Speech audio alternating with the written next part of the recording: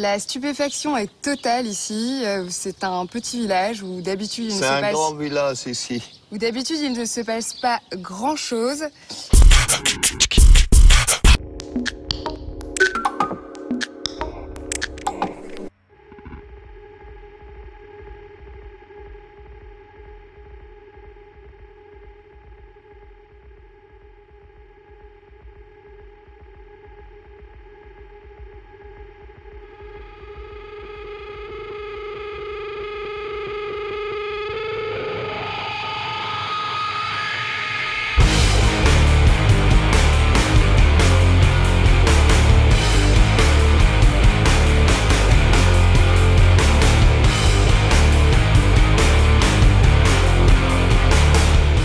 Allô, bonjour Philippe, nous sommes ici sur le site de l'ESCAT, site internationalement connu, dans lequel nous allons vous présenter un beau spectacle qui s'appelle Philippe K.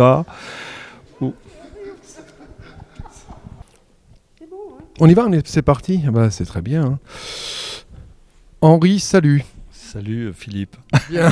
On a de la chance de te croiser pour faire ce petit sujet sur trafic, puisque tu étais il y a peu à Montpellier. Tu continues ta pérégrination avec ta cabane, un petit shack, c'est ça? Le coronavirus, la Covid est au cœur du thème de trafic. Donc ça veut dire que vous avez déjà sans doute vous-même subi, et de façon très générale, le théâtre et les compagnies ont subi les effets secondaire de la Covid. Donc, comment est-ce qu'on articule, alors que ces spectacles ont peut-être été montés et inventés avant la pandémie, comment est-ce que vous avez articulé ce thème du coronavirus avec Trafic? Mais ça s'est fait, mais presque naturel. C'est-à-dire que la programmation était faite avant même qu'on le pose dans la problématique du coronavirus, puisque le coronavirus est arrivé au mois de mars, et qu'on a regardé un peu la programmation, on s'est dit, tiens, comment ça le fait? Et le spectacle qui s'appelle La beauté du geste, de Nathalie Garot et de Olivier Sacomano, est un spectacle sur l'état d'exception. Donc on n'était pas très loin, que ce soit les attentats ou le coronavirus. On est dans une situation aujourd'hui où on est quand même dans des mesures assez liberticides. Après on peut toujours discuter si elles sont utiles ou pas, mais en tous les cas il y a comme une ambiance là qui était bien avant le coronavirus et qui se confirme dans la pandémie. On peut parler de métaphore, on pourrait utiliser la métaphore guerrière du président de la République qui, lors de son premier discours, a dit « nous sommes en guerre ». Mais est-ce que la guerre n'était pas déjà présente avant l'arrivée? C'est ce que tu suggères avant l'arrivée de la pandémie? C'est que ça dure un peu. Il y avait eu les gilets jaunes, il y a eu quand même pas mal d'agitation là ces derniers temps. Et puis on est quand même très en rapport avec cette question de la fin du monde quand même et des mutations climatiques, du réchauffement de la planète le festival aurait pu s'appeler Bifurqué par exemple, mais il s'appelait Work d'abord parce qu'il y a un spectacle qui s'appelle Work, donc ça c'était assez facile, ça sonnait assez direct, mais il y a l'idée pour nous de se mettre au travail là. C'est que quand même là, il faut juste, on se l'est beaucoup dit, que tout allait mal, que les choses étaient en train de prendre une mauvaise direction. Mais on sait aujourd'hui que voilà, on a 10 ans un petit peu pour réagir et que donc il faut s'y mettre.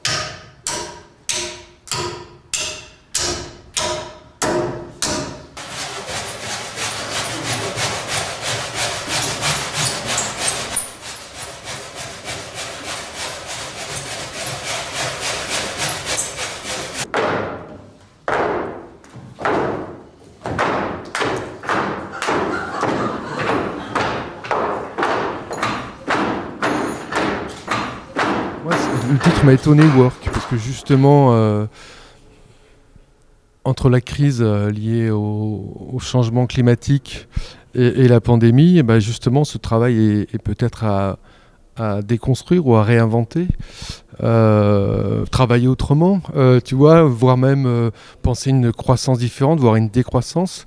Je pense qu'aussi pendant la pandémie, toute la mise en œuvre du travail à distance a été quand même particulièrement compliquée. Et on a vu aussi d'ailleurs que le capitalisme s'est très bien adapté à cette situation de travail à distance. Il y a même les GAFA qui en ont profité. Donc Work, pour moi, c'était, ça m'a étonné. On aurait pu dire des work ou je sais pas quoi, mais donc tu me rassures. J'ai la réponse. Non, j'ai une réponse d'une notion justement qui est travaillée par Bernard Stiegler, là, qui a disparu il y a peu de temps. Et lui fait une vraie distinction entre l'emploi et le travail. Le travail étant pour lui quelque chose qu'il faut évidemment réinventer et sur lequel il faut réaxer les choses. Par exemple, il prend l'exemple de l'intermittence du spectacle comme d'une espèce d'idéal de fonctionnement où le travail est quelque chose qui est porté par la personne ou les groupes qui se constituent pour rentrer dans un vrai travail et à la fois de réflexion et d'action, pour rentrer dans des processus de nécantropie, c'est-à-dire c'est-à-dire d'essayer de ralentir l'entropie générale du monde qui va vers le chaos. Donc lui, et il dit ce qui est en train de disparaître et ce qui est aujourd'hui porté par les GAFA, par exemple, c'est l'emploi. C'est que l'emploi, c'est tout ce qui est calculable. Le travail, c'est ce qui remet de l'incalculable dans le mouvement du monde. D'ailleurs, tout un travail d'un philosophe allemand sur l'accélération qui est une forme aussi d'aliénation telle qu'on la connaît aujourd'hui. Donc work, c'est pas employment, c'est un travail sur soi, c'est aussi un travail sur le monde. C'est aussi, il y a un livre qui vient de sortir tout récent qui s'appelle L'éloge du carburateur. Et c'est aussi... Matthew Crawford. C'était il y a quelques années, mais l'éloge du carburateur, oui. Et qui est un travail très, là aussi, passionnant parce qu'il remet au devant et sur les mécanismes de pensée. Il montre que lui, qui est un universitaire de renom, peut en même temps réparer des motos dans un garage et que les processus qui arrivent à déclencher ou identifier une panne et à la réparer sont des processus assez proches de la pensée universitaire et de recherche. Donc il y a quelque chose qui est aussi une tentative de revenir sur des choses qu'on avait trop clivées pendant très longtemps. On a le travail intellectuel, la recherche, et de notre côté quelque chose qui serait moins intéressant, plus terre à terre, et finalement, il rapproche et ce qu'il montre, c'est que les mécanismes sont quasi identiques. Et sauf que c'est socialement que c'est pas valorisé, et que de toute façon, le travail doit être c'est pas tant le travail qu'il faut changer, c'est de se re-rentrer dans une logique du travail, c'est-à-dire d'essayer de se déprolétariser. D'accord. Pour lutter aussi contre cette binarité entre idéalisme et pragmatisme, les deux vont de pair, peut-être. Et le théâtre dans tout ça, parce qu'il y a du boulot quand même, quand on voit les conséquences psychologiques, sociales de la pandémie qui nous accompagne, qui nous a d'ailleurs toujours accompagnés, mais là on se rend compte que c'est pas la première pandémie de l'histoire de l'humanité. Et là, on se rend compte qu'il y a peut-être un lien aussi avec les prédations environnementales, le système turbo-capitaliste. Comment est-ce que le théâtre peut... Qu'est-ce qu'on va pouvoir y puiser dans le théâtre pour pouvoir comprendre ce truc et essayer d'en tirer quelque chose ? Ben, par exemple, pour revenir à Trafic, il y a un spectacle qui s'appelle non mais je reviens, Guacamayo, qui s'inspire de fables mythiques d'Amérique du Sud et dont on voit toute la pertinence de ces fables aujourd'hui dans les problématiques qui nous occupent. Et ce que nous dit la pandémie, c'est que... je reviens, tu as raison, parce que là... On va reprendre... on va reprendre le programme, évidemment, mais alors, ce que nous dit la pandémie... Guacamayo, bon, c'est quelque chose qui essaye de reconnecter une nature, l'humain, l'environnement, une forme de chamanisme. Bon, tout ça, c'est un plan. On a Asile aussi, qui est un travail assez exceptionnel autour de la question de la frontière et de ces frontières qui ne sont pas les mêmes pour tout le monde. Il y a des gens qui peuvent se déplacer. Le gros avantage de la pandémie, c'est qu'elle met tout le monde au même plan. C'est-à-dire qu'aujourd'hui, plus personne ne peut voyager. Et ça, c'est une forme de retour de réalité qui est intéressante. Et donc, le travail de Anne-Cécile Paredes dans Asile, c'est qu'elle a fui le pays où son père était engagé dans le Sentier Lumineux, et elle revient sur les traces de son père, de son histoire, de l'île dans laquelle il a été emprisonné, île qui a été bombardée, bon voilà. Et elle revient témoigner de son quartier de Bacalan, Bacalan à Bordeaux. Donc on revient au programme puisque Christine qui est derrière la caméra insiste. Donc on va voir les partenaires après. Donc ça commence le 10 novembre. Vous pouvez aller voir le programme sur le site du Melchior assez facilement. Donc du 10 novembre au 25 novembre, Pollen et Plancton, on va en parler.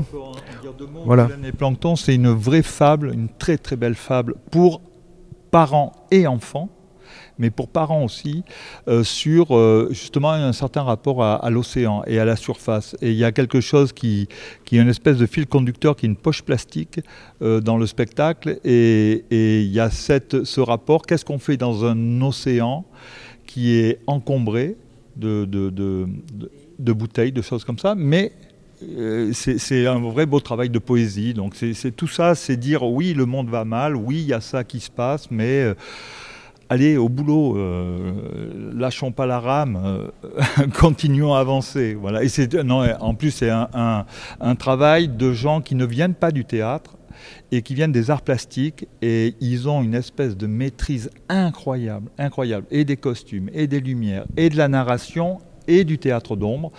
Et c'est des gens qui n'avaient jamais mis les pieds dans un théâtre avant de venir à Trafic. Ils ont toujours fabriqué ça dans des salles des fêtes, à la campagne, etc.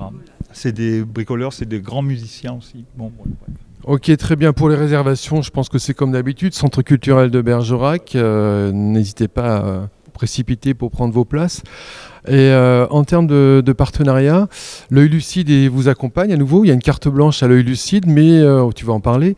Par contre, j'ai pas vu, sauf erreur, de carte blanche comme c'était le cas l'an dernier avec Day Off pour la musique. Il y a une raison particulière ? Il y a une vraie raison, c'est qu'il y a deux choses qui ont disparu du programme de cette année. C'est le concert avec Day Off et la soirée de clôture électro qui finit. C'est simplement que ceux qui sont le plus touchés là aujourd'hui sont quand même les gens qui sont dans le rock et la musique amplifiée, parce que si tu fais une soirée électro sur des chaises, c'est impossible. Et alors si tu viens écouter des propositions de Day Off assis sur une chaise, c'est antinomique. Voilà. Donc il a pris la décision de Pierre et son équipe de ne pas faire cette tournée. Ok, et pour l'Œil Lucide, alors, cette carte blanche, elle sera aussi centrée sur cette interrogation du travail ? Elle est centrée sur la question du travail, et ça va être une expérience un peu incroyable. Ça va durer 2 heures et on va manger en même temps. Donc je ne vous dévoile pas le truc, mais c'est un truc à la fois très ludique, très étrange et qui questionne toujours. Et on tente une chose cette année, c'est un rapprochement avec le festival, avec 4 festivals. Donc il y a le festival de l'Œil Lucide, les Rencontres du Réel. Il y a un festival à Villeréal avec la compagnie Vous êtes ici. Concert en village avec une association qui s'appelle L'un l'autre à Montflanquin, et Trafic. On s'est regroupé à 4 festivals en se disant qu'on allait essayer de faire bouger les publics de l'un à l'autre et puis de se filer des coups de main. D'accord. un peu de solidarité ne nuit pas dans ce monde. Donc le programme sur le site du Melchior, il suffit de taper Melchior Théâtre ou Gare Mondiale, on trouve assez facilement. Une affiche qui en dit long. Fond noir, un mot rouge. Est-ce que, du coup, je parlais des places, bon, il y a plusieurs endroits, il y a le centre, il y a l'espace François Mitterrand, le centre Q et la Gare Mondiale. Oui, Gare Mondiale, espace François Mitterrand et centre culturel, plus les choses qu'on délocalise. La semaine dernière, c'était le Château du Roc et cette semaine, c'est l'Escat à Bergerac. Une ultime question. C'est toi qui t'es occupé tu connaissais quand même ces compagnies, mais pour le programme, c'est du Henri Devier, c'est la Gare Mondiale. Comment tu les trouves, ces compagnies? Là, en voyageant, ça c'est clair. En cherchant, depuis 2 ans, c'est une vraie collaboration avec Marine. Marine va capter des choses. Elle était hier soir à Pau pour voir. Marine qui est salariée de la Gare Mondiale. Voilà, qui s'occupe des compagnies et du travail sur les publics. Et là, elle a été voir, par exemple, hier soir à Pau, une compagnie de danse qui sera à Trafic l'année prochaine parce qu'elle était enthousiaste. Voilà. On le fait à 2. Et voilà. Et l'année prochaine, peut-être qu'on a déjà le truc. Ça tournera peut-être autour de l'écoféminisme et ça devrait s'appeler Vivre avec le trouble ou un truc comme ça.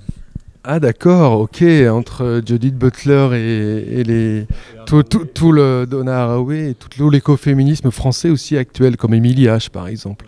Vous êtes sur les frontières depuis le début en fait. Tout le temps.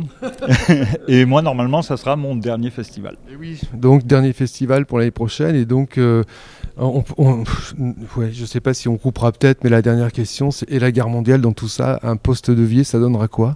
Inquiétude? Non.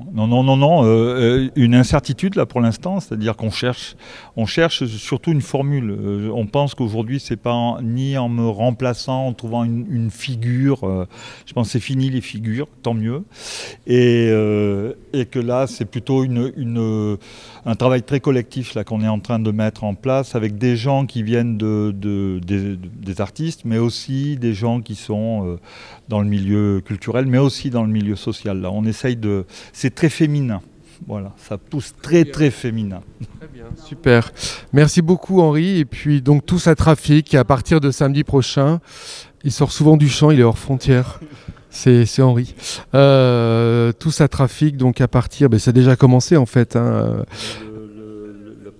Donc samedi 17 octobre, c'est dans 3 jours. C'est à l'Escat. Et après, il suffit de regarder le programme. À partir du 10 novembre, c'est parti. Merci à toi. Merci à vous. Et à bientôt.